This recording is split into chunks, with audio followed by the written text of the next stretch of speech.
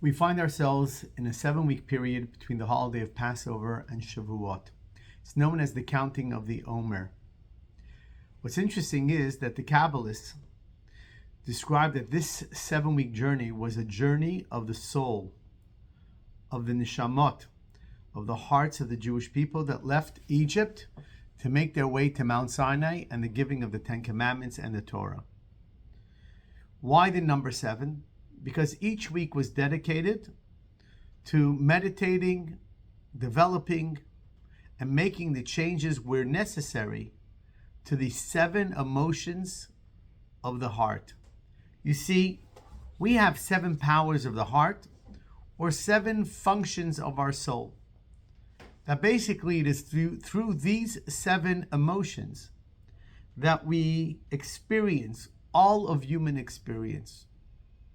How we feel with ourselves, our interaction between us and God, and our interaction between us and other people. What are those 7 emotions? What are those 7 powers of the heart? They are translated to mean love, awe or discipline, compassion, ambition or endurance, humility, the ability for bonding, and nobility. In Hebrew, they are known as Chesed, Gevurah, Tiferet, Netzach, Hod, Yisod, and Malchut. So each week, we go ahead and we try to develop our love. We try to develop our ability for discipline. But why 49 days? Because each of the 7 emotions are fully functional and therefore are multidimensional, and therefore are intertwined with the other 6. So it's really 7 times 7, 49. So you could have pure love, but then you have the discipline of love. You have compassion of love, and so on and so forth. Today was the 12th day of the counting of the Omer. So I'd like to share with you this general idea by focusing on today. What is today? Today is known as Hod Shebigvura, humility of discipline. So what does that practically mean for ourselves? What does that mean? That when the Jews left 210 years of slavery and were finally able to enjoy freedom, what does freedom mean? And for the Jewish people, God was telling them freedom means when you're able to completely perfect yourself, where you're not trapped and enslaved by a behavior that is unbecoming of you. So what would be, for instance, today's exercise? Today's exercise would be, as I mentioned, Hod Shebigvura, the humility in discipline.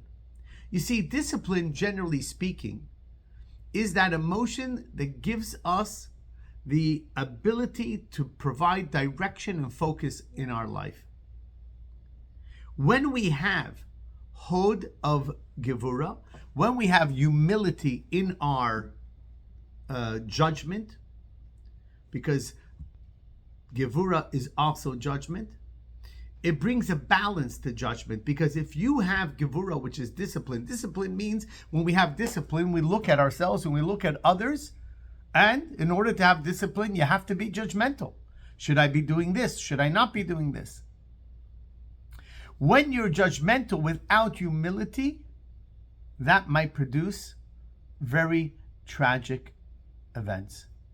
Because if I'm free to be judgmental without bias, so to speak, then that would create havoc and dissension between people. Humility of Gevura allows us to be judgmental of others, to make sure that we are without bias, that we are not judging them based upon some subjective view of them.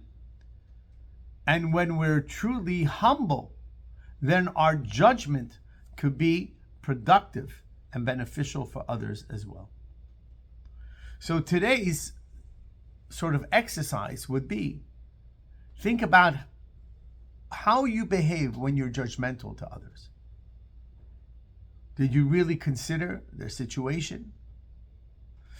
Are you sure that you're free of any subjectivity?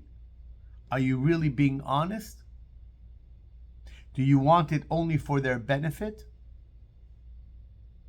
When you begin to consider all those items, it makes us wonder whether we're just judging because it makes us feel good for the moment about the way we see others, maybe towards our own benefit.